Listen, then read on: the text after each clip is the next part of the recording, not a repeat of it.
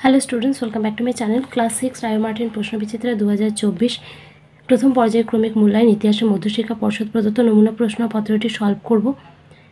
তোমরা ইতিহাসের অন্যান্য পেপারসগুলো পেয়ে যাবে প্লেলিস্টে, এছাড়া প্লেলিস্টে তোমরা পেয়ে যাবে তোমাদের ইংলিশ টেক্সট আর ম্যাথসের সলিউশন, তার সঙ্গে প্রশ্নবিচিত্রার অন্যান্য সাবজেক্টের সলিউশন, আর সেগুলোর লিঙ্ক নিচে ডেসক্রিপশন বক্সেও দেওয়া থাকবে। তাই তোমরা চ্যানেলে গিয়ে প্লেলিস্ট খুলে যে ইচ্ছা মতো প্রয়োজন মতো ভিডিও দেখে নিও, আর এই ভিডিওটা স্কিপ না করে প্রথম থেকে শেষ পর্যন্ত দেখো, সব উত্তরগুলো নোট ডাউন করে নিও।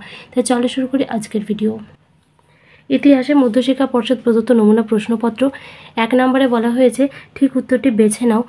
একে রয়েছে প্রধানত কিসের আকার থেকে আদিম মানুষের নানা রকম ভাগ করা হয় মস্তিষ্কের, কোনটি আদিম মানুষের সংস্কৃতির অংশ ছিল না, পোড়া ইটের বাড়ি বানানো, হরপ্পা সভ্যতার বাড়িগুলি কী দিয়ে তৈরি হতো, পোড়া ইট দিয়ে। 2 নম্বরে নিচের প্রশ্নগুলির উত্তর লেখো। 4-5টি শব্দ বা একটি বাক্যের মধ্যে প্রশ্নের মান আছে 1, ঠিক না ভুল লেখো। ভীমবেটকাই গুহায় পুরনো পাথরের যুগের মানুষেরা থাকতো, এটা ঠিক। বেমানান শব্দটি খুঁজে বের করো। কালীবঙ্গান, মেহেরগড়, ঢোলাবিরা আর বানাওয়ালি, এর মধ্যে থেকে মেহেরগড়টা হচ্ছে বেমানান। 3 নম্বরে আছে নিচে যে কোনো একটি প্রশ্নের উত্তর লেখো। 2-3টি বাক্যের মধ্যে লিখতে হবে। প্রশ্নের মান আছে 2। আদিম মানুষ এক সময়ে যাযাবর ছিল কেন, এই প্রশ্নের উত্তরটা পাবে তোমরা ছায়ার বইয়ের 21 নম্বর পৃষ্ঠাতে। এই প্রশ্নটা অথবা প্রশ্ন হতে পারে যে আদিম মানুষ যাযাবর ছিল কেন, অথবা আদিম মানুষ একসময় যাযাবর ছিল কেন। আদিম মানুষ প্রথমে খাদ্য উৎপাদন করতে জানতো না। বনের ফলমূল জোগাড় করে এবং নদীর মাছ, বন্য জন্তু শিকার করে তারা নিজেদের খিদে মেটাতো। খাদ্যের সন্ধানে তাদের বিভিন্ন জায়গায় ঘুরে বেড়াতে হতো, তাই বলা হয় আদিম মানুষ যাযাবর ছিল। পরের প্রশ্ন আছে 2 নম্বরে, হরপ্পা সভ্যতাকে প্রায় ঐতিহাসিক যুগের সভ্যতা বলা হয় কেন, এটা পাবে তোমরা রায় মার্টিনের 44 পেজে। হরপ্পার লোকেরা লিখতে জানলেও সে লেখা আজও পড়া যায়নি। প্রত্নবস্তুর উপর ভিত্তি করে হরপ্পা সভ্যতার ইতিহাস জানতে হয়, তাই হরপ্পা সভ্যতাকে প্রায় ঐতিহাসিক যুগের সভ্যতা বলা হয়। নেক্সট কোয়েশ্চেন 4 নম্বরে ইনস্ট্রাকশন রয়েছে নিচে যে কোনো একটি প্রশ্নের উত্তর লেখো। 4-5টি বাক্যের মধ্যে প্রশ্নের মান আছে 3। আগুনের ব্যবহারের ফলে মানুষের জীবনে কী কী পরিবর্তন এসেছিল, এটা আছে 9 নম্বর পৃষ্ঠাতে। সূচনা। আগুনের ব্যবহার শেখা মানুষের ইতিহাসে এক জরুরি বিষয় বলা চলে। আগুনের ব্যবহার শেখার পর আদিম মানুষের পরিবর্তন। জীবনযাপনগত। আগুনের ব্যবহার শেখার পর আদিম মানুষের জীবনযাপনের ক্ষেত্রে যেসব পরিবর্তন এসেছিল তা হলো শীতের হাত থেকে রক্ষা। আদিম মানুষকে প্রথম দিকে প্রচণ্ড শীতের মধ্যে কষ্ট পেতে হতো। পরে আগুনের ব্যবহার শুরু হলে মানুষ আগুন জ্বেলে প্রচণ্ড শীতের হাত থেকে নিজেকে বাঁচাতে শিখেছিল। 2 নম্বরে আছে আত্মরক্ষা। আদিম মানুষ বন্য জন্তুর হঠাৎ আক্রমণে মারা যেত। তারা দেখেছিল আগুনকে বন্য জন্তুরা ভয় পায়, তাই রাত্রে গুহার মুখে তারা আগুন জ্বালিয়ে রাখত। এভাবে বন্য জন্তুর হঠাৎ আক্রমণ থেকে তারা নিজেদেরকে রক্ষা করতে শিখেছিল। 3 নম্বর খাবার অভ্যাস পরিবর্তন।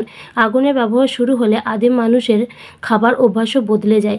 কাঁচা খাওয়ার বদলে তারা খাবার আগুনে ঝলসে খেতে শুরু করে। 2 নম্বর দৈহিক। ঝলসানো নরম মাংস খেতে আদিম মানুষের চোয়াল ও দাঁতের জোর কম লাগতো, তাই তাদের চোয়াল শুরু হয়ে এলো ও সামনে ধারালো উঁচু দাঁত ছোট হয়ে গেল। এরপরে রয়েছে দেখো, টিকা লেখো হরপ্পা সভ্যতার লিপি, এটা আছে রায় মার্টিনের 44 পেজে। এই প্রশ্নটা খুবই ইম্পর্টেন্ট কোয়েশ্চেন, আর এর সঙ্গে অথবা থাকতে পারে দেখো হরপ্পা সভ্যতার লিপি কেমন ছিল, বা থাকতে পারে হরপ্পা সভ্যতার লিপি সম্পর্কে কী জানো। খুব ভালোভাবে প্রশ্নটা পড়বে।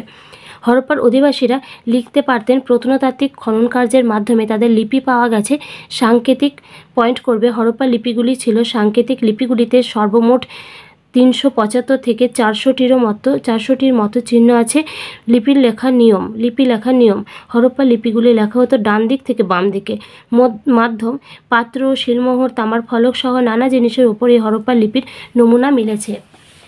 পরের প্রশ্ন 5 নম্বরে নিচে যে কোনো একটি প্রশ্নের উত্তর লেখো। 8-10টি বাক্যের মধ্যে প্রশ্নের মান আছে 5। আদিম মানুষ জোট বেঁধেছিল কেন, আর জোট বাঁধার কি সুফল হয়েছিল বলে তোমার মনে হয়, এটা আছে ছায়ার বইটার 8 নম্বর পৃষ্ঠাতে। আদিম মানুষের জোট বাঁধার কারণ, আত্মরক্ষার অভাব। আদিম মানুষ প্রথম দিকে একা থাকতো। এই সময়ে সে বন্যজন্তুর আক্রমণ থেকে নিজেকে রক্ষা করতে পারতো না, তাই আত্মরক্ষা তাগিদে আদিম মানুষ জোট বেঁধেছিল। খাবার জোগাড়ের সুবিধা। আদিম মানুষ প্রথমে একা একা শিকার করে ও ফলমূল জোগাড় করে নিজের খাবারের অভাব মেটানোর চেষ্টা করত। পরবর্তী সময়ে সকলে মিলে খাবার জোগাড় ও তা ভাগ করে নেওয়ার সুবিধার কারণে আদিম মানুষ জোট বাঁধে। জোট বাঁধার সুফলসমূহ। আত্মরক্ষার সুবিধা। জোট বাঁধার ফলে আদিম মানুষ একসঙ্গে বসবাস শুরু করে, ফলে তারা সহজেই বন্যজন্তুর হঠাৎ আক্রমণে মোকাবিলা করতে পারে। খাদ্যের নিশ্চয়তা। জোট বাঁধার পর আদিম মানুষ একসঙ্গে শিকার করতে ও ফলমূল সংগ্রহে বের হয়। সংগৃহীত খাদ্য তারা মিলেমিশে ভাগ করে খেতে শেখে, ফলে খাদ্যের নিশ্চয়তা আগের থেকে অনেক বাড়ে। শেষ প্রশ্ন রয়েছে, হরপ্পা সভ্যতা মানুষ স্বাস্থ্য সচেতন ও পরিবেশ সচেতন ছিল, মন্তব্যটি যুক্তি দিয়ে আলোচনা করো। এর উত্তরটা রয়েছে 52 পেজে। এই শেষ প্রশ্নের উত্তর দেওয়ার আগে বলে রাখি, যদি ভিডিওটা ভালো লাগে প্লিজ লাইক করবে, কমেন্টস করবে, বন্ধুদের সঙ্গে শেয়ার করে দেবে। নতুন হয়ে থাকলে চ্যানেলটি সাবস্ক্রাইব করে রেখে পাশে থাকা বেল নোটিফিকেশনটা অন করে দেবে, যাতে নেক্সট ভিডিও সবার আগে তোমার কাছে পৌঁছে যায়। হ্যাঁ, হরপ্পা সভ্যতার মানুষ স্বাস্থ্য ও পরিষ্কার পরিচ্ছন্নতা সম্পর্কে সচেতন ছিলেন। হরপ্পা সভ্যতার মানুষের স্বাস্থ্য ও পরিবেশ সচেতন হওয়ার কারণ, এটা পয়েন্ট করবে, লিখবে। হরপ্পা সভ্যতার ঘরবাড়ি, রাস্তা, পয়ঃপ্রণালী ব্যবস্থা ছিল উন্নত নাগরিক স্বাস্থ্যের পরিচায়ক। হরপ্পার নগরগুলিতে ঢাকা দেওয়া নর্দমা ও ম্যানহোলের ব্যবস্থা ছিল। বাড়ির সঙ্গে সংযুক্ত ছিল নর্দমা, এগুলো দিয়ে বাড়ির নোংরা জল বের করে দেওয়া হতো। এছাড়াও রাস্তায় ছিল ময়লা ফেলার জায়গা বা ডাস্টবিন। আমার স্থানীয় অঞ্চলে সুস্বাস্থ্য ও পরিচ্ছন্নতা বজায় রাখতে হরপ্পার উন্নত পয়ঃপ্রণালী ব্যবস্থা অনুসরণযোগ্য। তাছাড়া এই সভ্যতায় রাস্তায় ডাস্টবিন রাখার বিষয়টি সত্যিই লক্ষণীয়। এটা এতটা লেখার প্রয়োজন হবে না, এটা প্রথম থেকে এই ডাস্টবিন পর্যন্ত লিখবে। আমার অঞ্চলে কী ছিল এটা লেখার প্রয়োজন নেই, কারণ তোমাকে যে প্রশ্নটা দেওয়া হয়েছে সেই প্রশ্নটার মধ্যে এই প্রশ্নটা নেই, মানে এই যে পোর্শনটা এই প্রশ্নতে নেই, তাই এটা লেখার কোনো দরকার নেই। তো এটাই ছিল এই পেপারটা সলিউশন। খুব তাড়াতাড়ি পরের পেপারটা দিয়ে দিচ্ছি, তার সঙ্গে থেকো।